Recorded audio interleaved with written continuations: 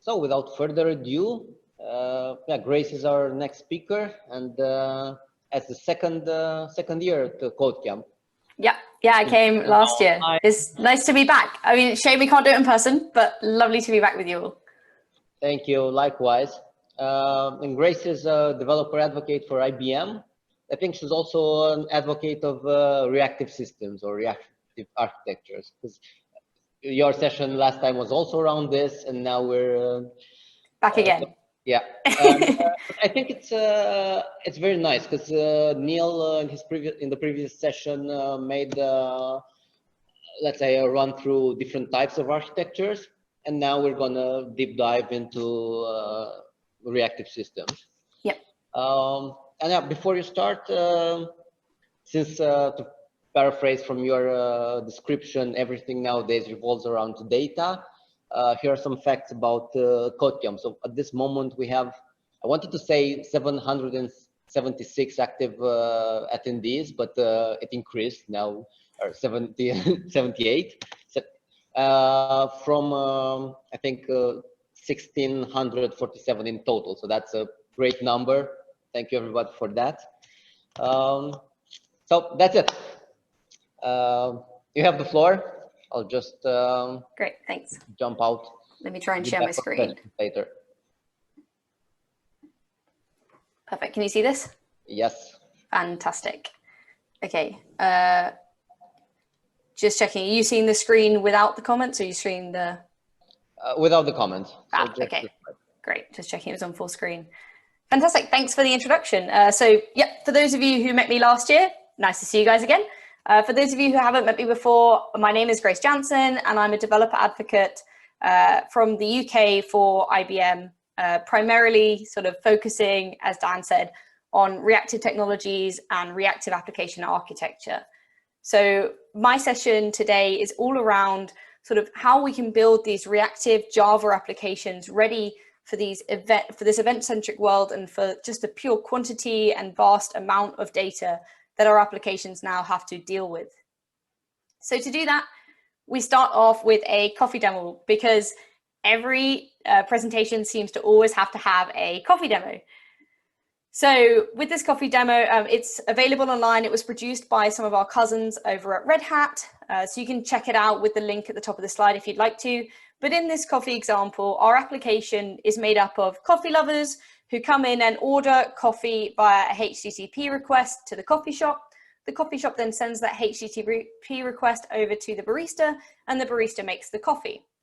Now, this is okay if you have maybe a couple of people ordering coffee, but there are many, many coffee lovers in the world. Ironically, I'm not one of them, but there are many coffee lovers in the world. So we can expect more than a couple of people to be ordering coffee in this coffee shop. And the unfortunate thing about HTTP is it's a synchronous form of communication. So when our coffee lovers come into the coffee shop, into the virtual coffee shop in this case, they have to wait at the till for the barista to make each of their coffees. And the barista can't make the next coffee until he's finished with the first coffee. So it causes a queue of people. They're not able to sit down and enjoy their company, and they have to wait at the till. So it becomes a waste of time for both the barista, because they could be making maybe multiple coffees at the same time, but also for the coffee lovers who have to wait at the till for their coffee. So instead, many people turn to sort of event-driven architecture as a solution to this. So if you've not come across event-driven architecture before, event-driven architecture is a popular architectural form that enables events to be placed at the heart of the system. So events are essentially state changes within the system. So what that means is essentially, you can see here the gray box in the middle is where we're having sort of our event-driven messaging backbone, and you can see the messages passing through that backbone. We've got different microservices here. So you can see that microservice 1 is publishing events into that event-driven messaging backbone. And we've got other microservices like service 2, service 3, service 4 that are consuming. And some of them are also producing back into that messaging backbone for other microservices to pick up and consume. So when you actually implement this event-driven architecture, you get something like this. So if you go to the GitHub repo, you'll see both examples. So on the right-hand side, we've re-architected our application to now have this event-driven backbone within our application. And what this means is that when the coffee lovers come into the coffee store, they can place their order, and instead of having to wait at the till for each of their orders to be taken, They can go and sit down and discuss Java or discuss application architecture, as we all love to do, and they can just wait until their coffee order is updated on the board to know when to collect their coffee. So in this case, the orders are put on from the coffee shop into an event backbone, and the barista is able to read from that event backbone as he needs to, basically. So whilst one coffee's brewing, he can go and take another look and start on the next one. And once he's finished those coffee orders, he can update the event backbone with the new status of the coffee, saying something like complete, and that new status can be pushed to the board for the coffee lovers to see, so they know to come and collect their coffee. Now, this helps to enable greater asynchronicity within the system, because now instead of having to wait for the coffee lovers at the till, now the coffee lovers can go and sit down and they're not wasting their time in between. It's a more asynchronous type process. Now, to achieve this event backbone, many people turn to the tools like Apache Kafka. So if you've not come across Apache Kafka, it's an open source distributed streaming platform. So unlike more traditional messaging systems, Kafka enables you to keep the stream history, so once records are read, they're not immediately deleted. So it means that you have this immutable data source, you have scalable consumption, and you have high availability of these events, of these state changes. So now that we've implemented this new form of architecture on the right, many people jump to this conclusion of, okay, I've implemented this event-driven backbone, I've switched to event-driven architecture, that must mean surely that my coffee shop is now non-blocking and highly responsive. In other words, my microservice system is non-blocking and highly responsive. And maybe many people say, yeah, I'm using Kafka, everything's great. It's not always that simple. So when we're building systems that we want to be non-blocking and highly responsive, we can't just shove in an event-driven backbone and expect our entire application to be non-blocking and highly responsive. That's where reactive systems comes into play, because there are many layers to your application and many different levels you have to consider, and many sort of parts and components to the application that could cause blocking, regardless of whether you have an event-driven backbone in there or not. So reactive systems are based on this concept of the Reactive Manifesto. Now, the Reactive Manifesto is based on 4 key characteristics, and those characteristics or behaviors describe what reactive systems should be exhibiting in order to be as non-blocking and highly responsive as possible. So the underlying characteristic in the Reactive Manifesto is being message-driven. So it's all about having this asynchronous message-driven communication forming the backbone of your application. Now, interestingly, back when the Reactive Manifesto was first started in 2013, the Reactive Manifesto contained a different 4 key characteristics. Instead of message-driven, it actually had event-driven. Now, they made the switch from event-driven to message-driven because it was felt that it was more in line with the value in reactive and the reactive system sort of concepts. But what is the difference between events and messages? Let's take a look. So we've got a definition here on the left-hand side of what a message is. So a message in this case we've defined as an item of data sent to a specific location, whereas events are defined as a signal emitted by a component upon reaching a given state. So messages tend to be more directed, whereas events tend to just be broadcast for listeners to pick up. But interestingly, you can actually have an event encoded in the payload of a message. So you can kind of have these hybrid systems of sending messages to specific locations that contain a state change, so an event within it. So actually, when we look at Kafka and what the definition of Kafka is and sort of the Kafka website, it actually doesn't mention events or messages at all. And many people assume or make the assumption that it's an event-driven solution or tool, when in fact it can be used for both. So you can see here that on the website, it actually only refers to records. So it can publish and subscribe to streams of records, store records, and process streams of records. Now, those records could be in the form of messages, or they could be in the form of events. So actually, Apache Kafka is a great tool that we can use in sort of reactive systems to enable that asynchronous message-driven communication so that we can really decouple the components of our application. Now, let's take a look at that Barista example I showed you earlier. And let's take a look at some of the issues we might come into if we just shove in an event backbone and don't consider the characteristics of reactive systems. So as I said, there are many, many coffee lovers in the world. So what happens if we have a ton more coffee lovers coming into our coffee shop making coffee orders? Well, now we're going to have a massive backlog of coffee orders in our event backbone for our barista to get through. Now, yes, we've come up with a method by using this sort of asynchronous event backbone. Our coffee lovers aren't queuing at the till anymore, but we still have a blocking element within our system, and that's the barista. We still only have one barista in this instance. So in other words, one sort of replica of that microservice trying to get through all of those requests. So trying to make all of those coffee orders. Now that barista is only human. They can't work at an infinite pace. So it's going to take them a while to get through that many coffee orders. So instead, what we want to introduce into our systems is this concept of elasticity. So this is the next characteristic in the Reactive Manifesto, being able to scale both out and in, so up and down, depending on the load to our system, the fluctuating load, and sort of, yeah, how many instances we've got and how much space we've got to grow and shrink. So let's take a look at how that could affect our barista example. So if we implemented elasticity, we could scale up the number of baristas when we have more coffee lovers so that we can better deal with the number of coffee orders coming in. The more baristas we have, the quicker we're going to get through those coffee orders.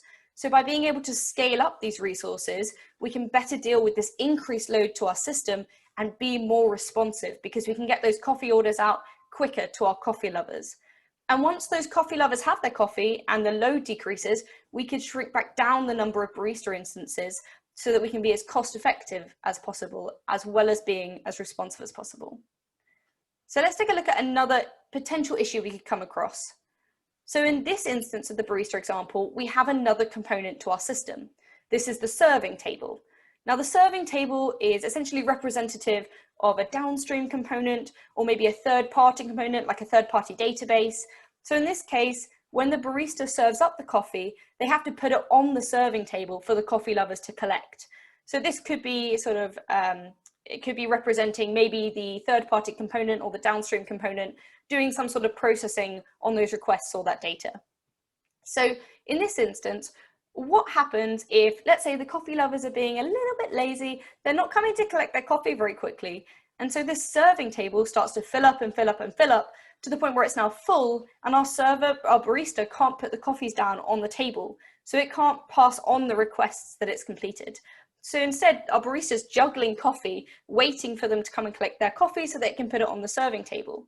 Now, this is essentially representative of that downstream component or that third-party component going down. So in this case, we have a potential point of failure where our application or our system could become unresponsive because of this downstream component and us not having this inbuilt resiliency in place to deal with these potential failures. So resiliency is another key component of reactive systems. Building in resiliency into our application allows us to gracefully deal with potential failures to our system.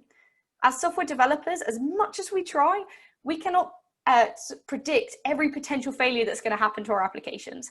So we need to be able to deal with it gracefully by building in inbuilt resiliency into our application and our components. So in the case of the barista, if we introduced maybe a feedback mechanism to the upstream components to say, you know, whoa, like as a barista, I can't keep serving coffees, I'm blocked, you need to stop sending me requests, or can you reroute them to another barista or another service to deal with, so that we can sort of communicate back upstream to the upstream components so that we can avoid this potential bottleneck and this potential point of failure. Now, these three characteristics all lead to the last characteristic, which is being responsive. So the whole point of the Reactive Manifesto is so that we can be as responsive as possible to state changes and events within our system. So by implementing all four of these behaviors, we can create truly non-blocking and reactive applications. Now, what I've talked about so far has been fairly high level and not really in a practical use. It's more sort of concepts and key behaviors. So how do we actually go about building reactive systems? So we need to look at the various levels that I talked about. So we need to look at every aspect of our application and where potential bottlenecks or blockages or failures could come into play. So here's a basic application that we've designed to take you through the various levels. Now, we mentioned that Kafka can be useful for enabling that sort of asynchronous message-driven backbone. So Kafka can be a really great tool for helping us become more reactive at the data level. But our applications are more than just pure data. We have microservices in there. And it matters how we build those microservices and how those different components and microservices interact with each other. So the first level we're going to look at is from the top down. So let's take a look at how our microservices, or the different components of our application, communicate together. We need to enable them to communicate in an asynchronous and non-blocking manner. And to do this, we can utilize reactive architecture patterns. Now, there are many different architecture patterns you can use. I've just selected 4 here of some of the most commonly used ones, but there's a whole array of them. So if you want to go online and Google sort of reactive architecture design patterns, you'll find loads of articles detailing all of them. If I was to go through them all, we'd be here all day. So here are just 4 of the sort of most commonly used ones that I've come across. So we've got CQRS. So CQRS stands for Command Query Responsibility Segregation. So it's all about splitting the read and write APIs to enable higher availability of that data. Then we have circuit breaking, or circuit breakers. So circuit breaking is all about, if you've ever done electronics, for example, it's a really similar concept. So in circuit breaking, what happens is if an application or a component is producing sort of the same error message, so a parental application or a parental service could recognize that and realize that that particular component is under a lot of stress or load, and so stop requests temporarily going to that component. So instead, what it could do is reroute those requests to replica microservices or replica components. And once that component has come basically back to the performance level it should be working at, it can then reinstantiate that request route, and it can send the requests back to that microservice now that it's recovered. And that stops those potential bottlenecks from forming and that potential point of failure because that component is under too much stress or load. Then we've got sagas. So saga is sort of a mechanism to take what we would normally do as traditional transactions that we would normally do in a monolithic architecture and do it in a more distributed manner. So we create these multiple microtransactions that have this fallback behavior to account for things potentially going wrong partway through. So it's a sequence of sort of local transactions where each transaction updates data within a single service. So then we've got the last one is back pressure. So back pressure, we'll go into a little bit more detail in a minute because it's used a lot in a lot of the reactive frameworks and toolkits that are available. Now, back pressure is a form of feedback, and it's what we probably should have used in that Barista example to enable greater resiliency. So back pressure is a feedback mechanism that goes from a downstream component to an upstream component to help sort of prevent potential blockages or failure points by providing a mechanism to communicate back upstream the rate at which they should be sending data or messages or requests through to the downstream components.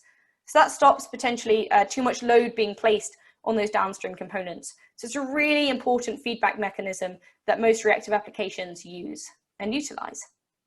So that's what we can do at sort of the intercomponent level, so between components in your application. But what about within the components themselves? So we also have to think about how we design and build the logic within our microservices themselves. And we can make these this logic as asynchronous and non-blocking as possible by implementing reactive programming patterns. So we just looked at reactive architecture patterns, and now we're looking at reactive programming patterns. So all about giving us reactivity within the microservices. And you can see here we've got examples of futures, reactive streams, and libraries. So what do I mean by reactive programming? Well, reactive programming, here's a basic definition, but it's all about driving the logic forward with this availability of new information instead of just by a thread of execution. So it's all about introducing this asynchronicity into the programming itself. And you can do this by using these different patterns. So if you're a Java developer, you've probably come across futures before. So a future is a promise to hold the result of some operation until that operation completes. And that's available as part of the Java language. Then we got things like reactive programming libraries, which you can implement. And they're designed for composing asynchronous and event-based programs. So examples include RxJava, which is used by many of the reactive frameworks, and Tomorrow Mutiny. Then we've got the reactive streams specification. So this is an open source specification which was sort of designed by multiple different vendors, organizations, and individuals. And it's a specification that introduces a programming concept for handling asynchronous data streams in a non-blocking manner while providing back pressure to stream publishers. And it was produced as a standard to basically handle these asynchronous data streams. And it makes it far easier when using it to pass the TCKs. So I'd really recommend taking a look at reactive stream specification. And it's a specification that's used, again, in many of the reactive frameworks and toolkits. So we can basically use tools like Apache Kafka, reactive programming patterns, and reactive architecture patterns to make sure that every layer of our application is as non-blocking and reactive as possible. So how do we actually go about writing reactive Kafka applications that are designed to deal with this huge amount of data and these events coming into our systems? Well, here's the sort of standard consumer and producer classes that you get as part of the standard Java Kafka client. Now, these do have some qualities which can enable sort of asynchronicity, but they're not designed for reactive systems. So instead, what I'd suggest you do, if you're interested in this, is take a look at some of the reactive frameworks that are out there with connectors to Kafka. Now, this isn't a comprehensive list, but we've got here Alpakka Kafka. So that's a library within the Akka framework, which is an open source reactive framework that you can use. We've got the MicroProfile specification, which includes a reactive messaging API, which enables sort of reactive communication within an application. And then we've got the Vert.x toolkit, which has a Kafka client as well. Now there are others. So if you're using Spring, for example, there's also Spring Webflux, which is a framework as part of Spring 5, and that provides reactive programming support for web applications. Or there's also Project Reactor, which is Spring's implementation of that reactive specification I mentioned. And it's utilized in the Spring Webflux module. So you can check those out if you're building using Spring Boot, for example. But let's take a look at some of these frameworks. So as I mentioned, we've got the Alpakka Kafka connector, and that's a library within the Akka framework. So Akka is a slightly different model to some of the other reactive frameworks. It's based off a conceptual model called the actor model. So the actor in this case is the primitive unit of computation. So it's different to using microservices. There's not always a one-to-one mapping between actors and microservices.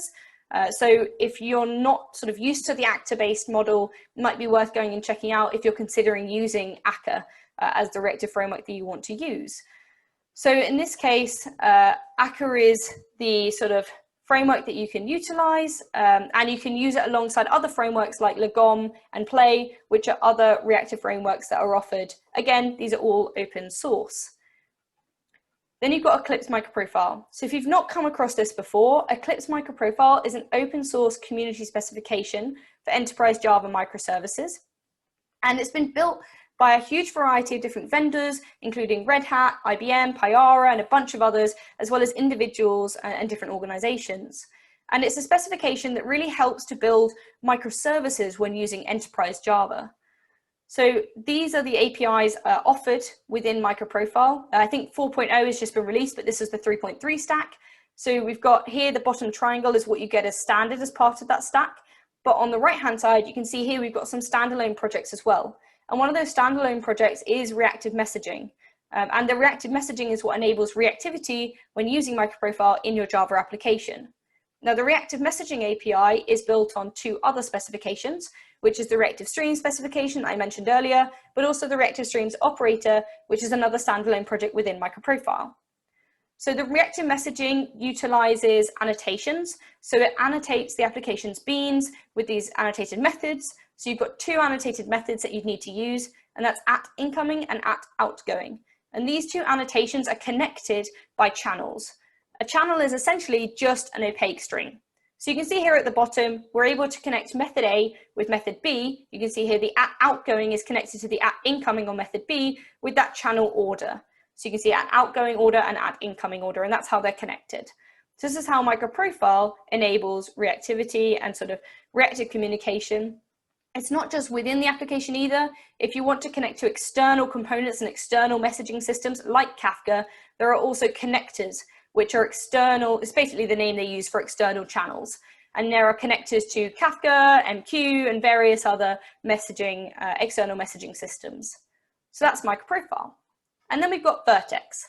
So Vert.x is an Eclipse project. Again, all of these are open source. Akka, MicroProfile, and Vert.x are all open source, so all free for you to have a go at and have a play with and use.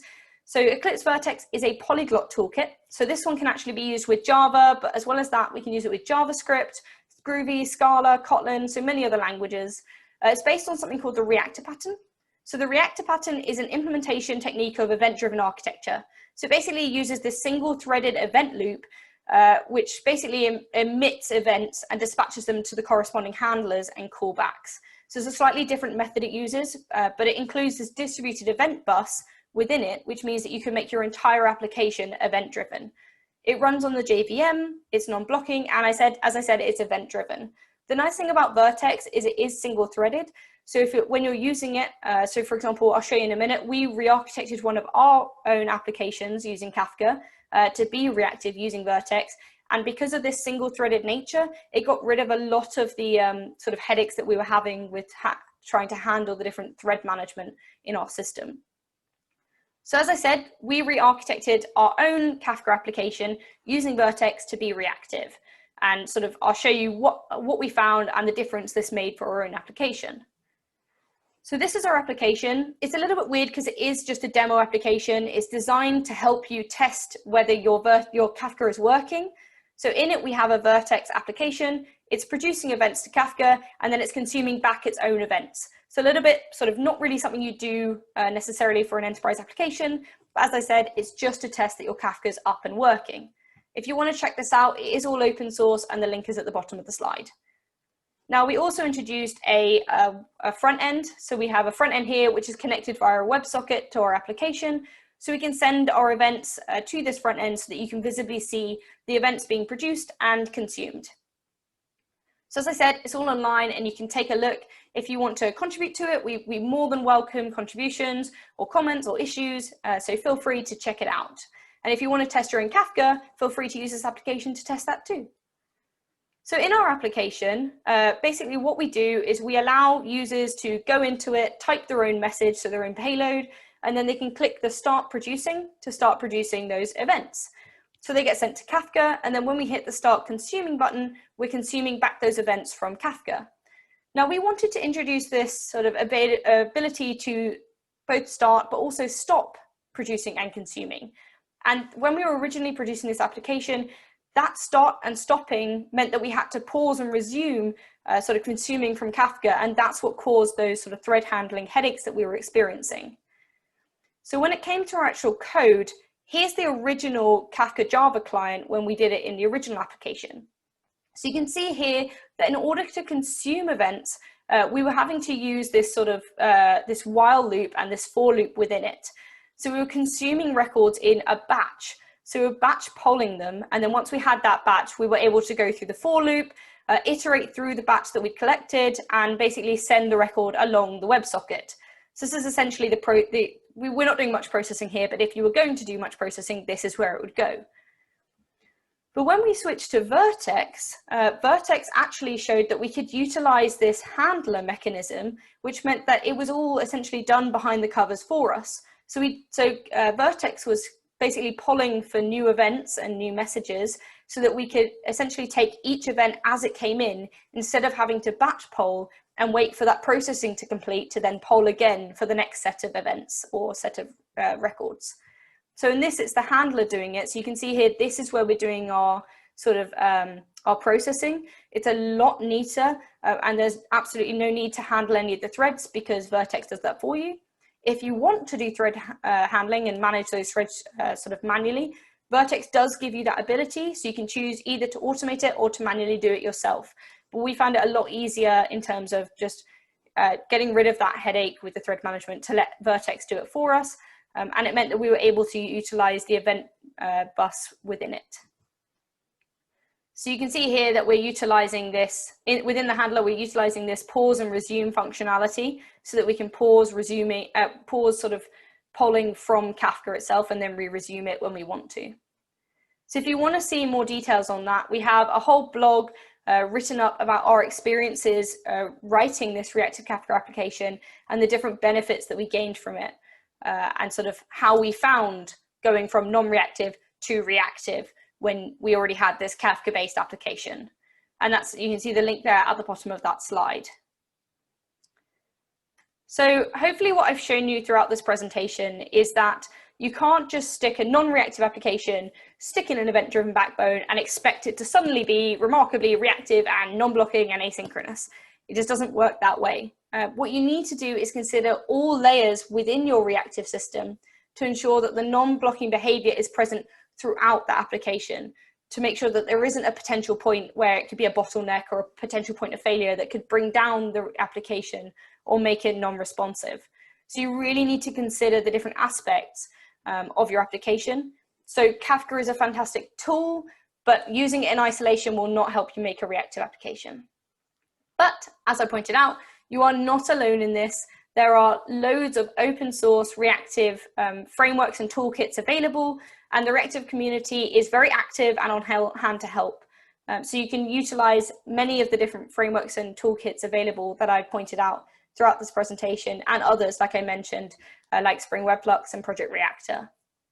So if you want to have a go at sort of getting hands-on with some reactive APIs, we have a set of labs here that you can do. It's all using an online environment, so you can go and check those out here by utilizing this link here. We have 4 modules at the moment, but we're expanding it every month with new modules. If you want sort of a brief summary of what reactive systems are, why you'd use them, when to use them, and how to go about designing them, check out this short ebook that I've written with a colleague of mine. It's a free ebook. It's only about 30 pages long, so it should be a fairly easy read. But it's a great resource for referring back to just to strengthen your knowledge and sort of awareness and understanding of reactive systems. If you were interested in using Apache Kafka but wanted support for it, then we do offer a supported version, which is IBM Event Streams. So you can see here that it has various sort of add-on capabilities like schema registries, connectors to connect to things like to other messaging systems like MQ, and that all-important support for the messaging itself. So you can check that out with the link at the bottom of this slide.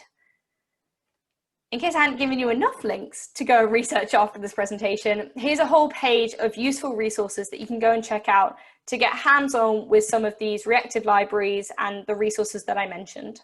So if you don't fully comprehend or want some more information or want to just revise it, the Reactive Manifesto can be accessed there with that first link. So that describes the different behaviors and characteristics that I was mentioning in that grid that I showed you, those 4 boxes. If you want to figure out, know how to get started with reactive, go and click on that second link, which is an article sort of giving you useful resources to go onto to get started building a reactive application. If you want to get started with Kafka and you haven't sort of played around with Kafka before, there's a really great quick start that you can use, which gets you up and running with Kafka and Zookeeper in about 10 minutes. I definitely recommend that. So you can access that with the quick start link underneath the Getting Started with Kafka. If you're interested with using Kafka within containers, there is an open source library called Strimzy, which you should definitely check out. And then on the right-hand side, I've given links to some of the reactive Kafka libraries I mentioned. So you can check out the Vert.x one, the Eclipse MicroProfile reactive messaging, Project Reactor, which was the sort of Spring-based open source project, and Akka's Alpakka Kafka connector. So you can check those all out there. So I think I'm just about getting to time. So if you did have any more questions, then my Twitter is up on the left-hand side. Feel free to reach out and ask any questions that you may have, or I think we have a bit of time left now to answer any additional questions you guys may have. So thanks very much for listening, and hopefully I've given you a taste for reactive in an event-centric world.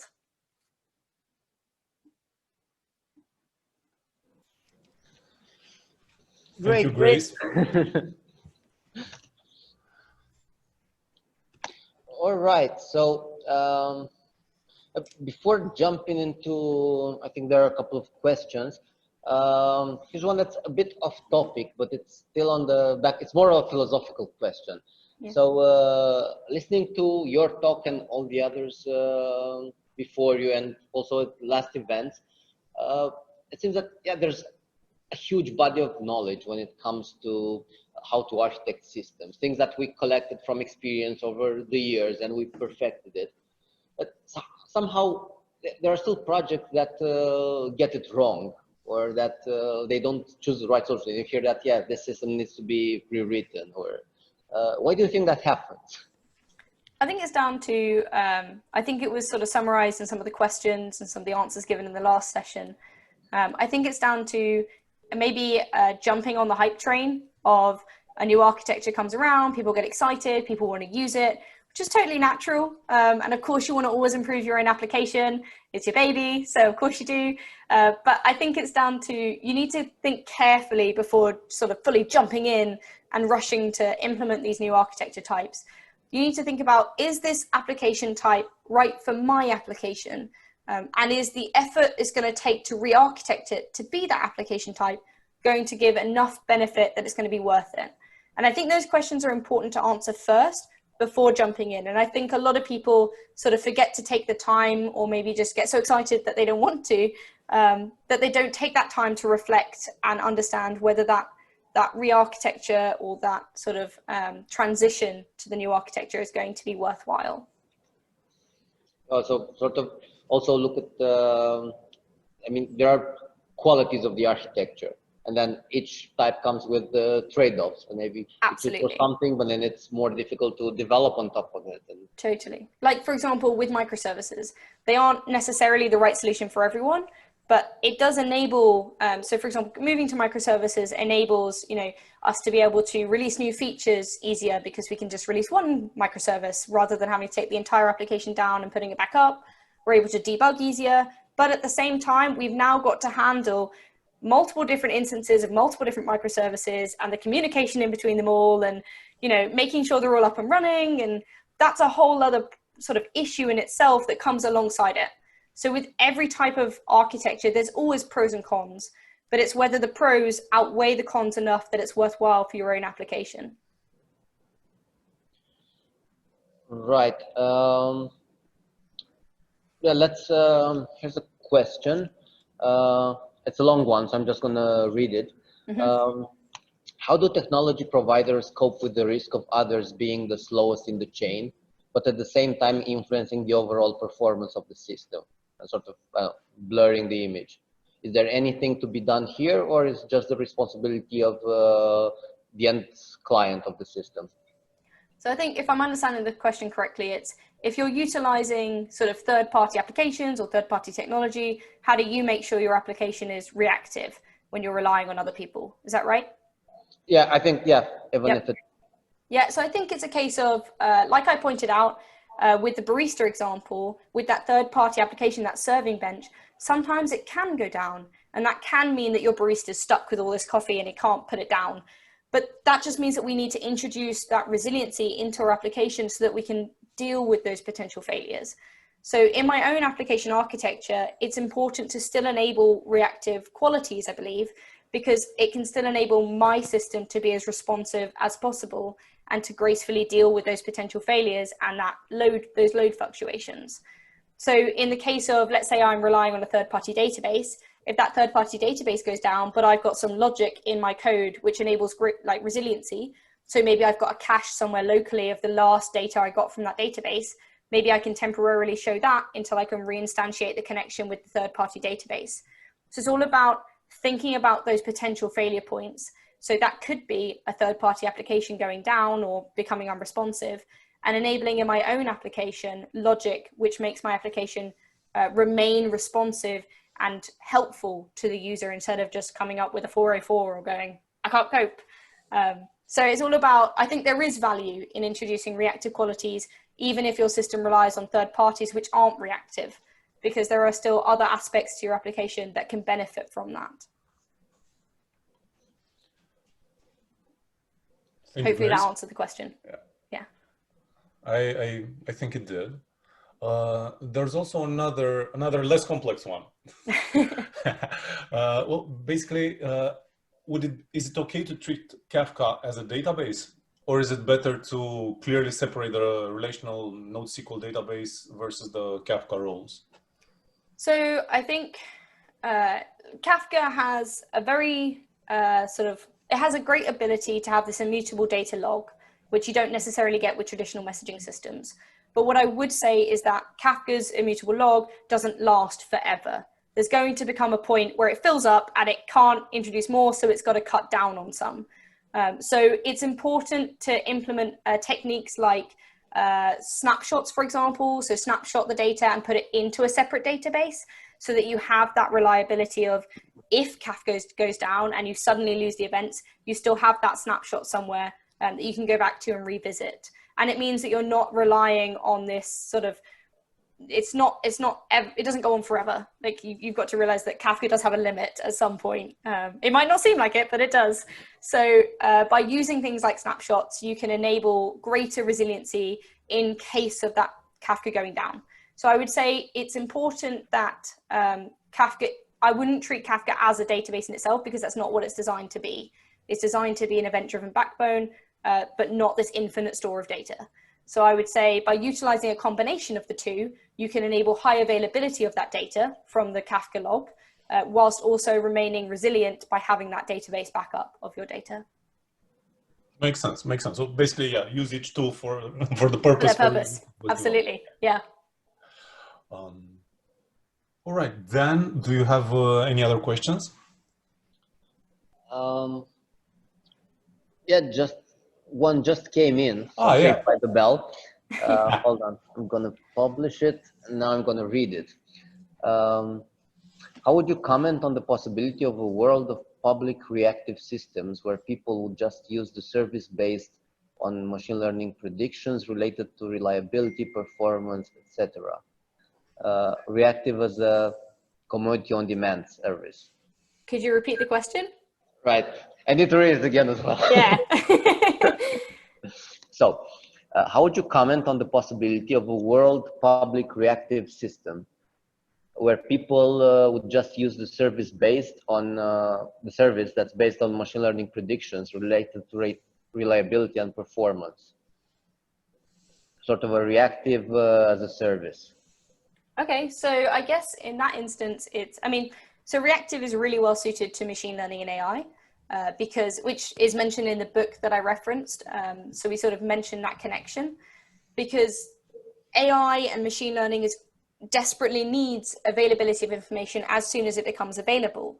So that's why it's so well suited to reactive, because reactive is all about pushing that data forward and that availability of information forward as soon as possible. So they are really well suited together. And if you're looking at if you're building machine learning or AI applications, reactive is definitely a route I'd look at, or at least consider, because it does enable those qualities and that behavior that we want to see for AI applications. In terms of reactive as a service, I'm not sure you can necessarily use like reactive as a service, because it is a conceptual architectural design as opposed to like a microservice that you'd deploy in a container. So I'm not sure what they necessarily mean by reactive as a service within a world. Maybe they can clarify.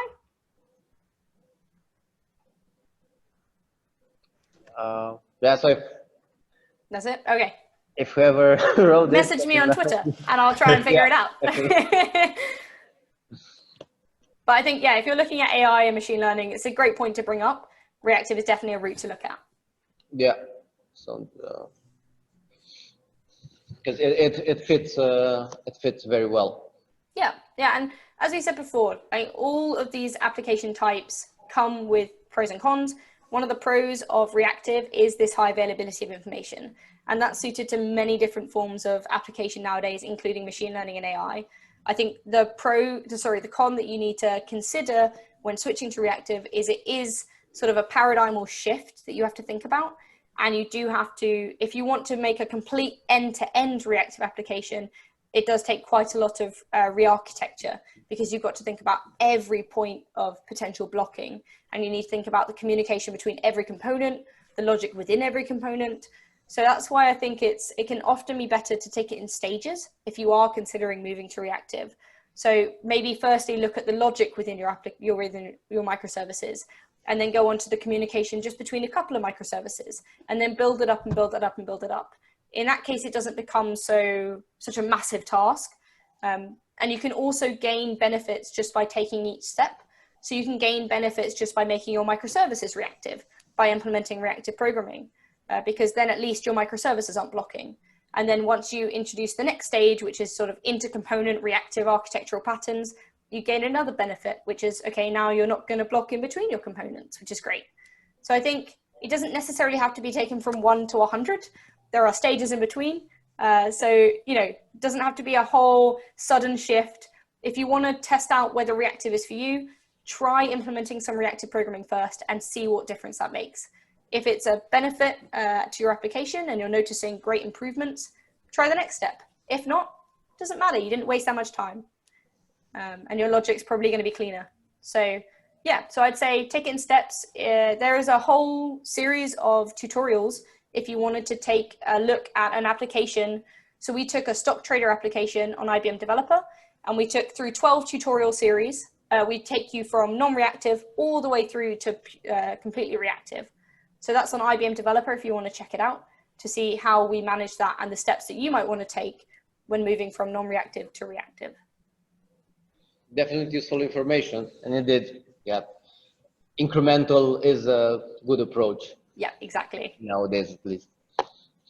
All right, Grace. Well, thank you very much. Looking forward to the next time. Absolutely. I think I'm back for some workshops later on. So I'll see you guys soon, I'm sure. Yeah, and we're going.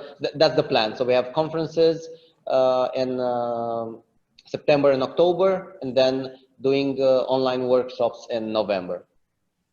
So we'll definitely see you again. Great, fantastic. Thank you so much for having me. Great to join you guys. A lot. And yeah, we take another short break, and then we regroup for the last session of the day with JB.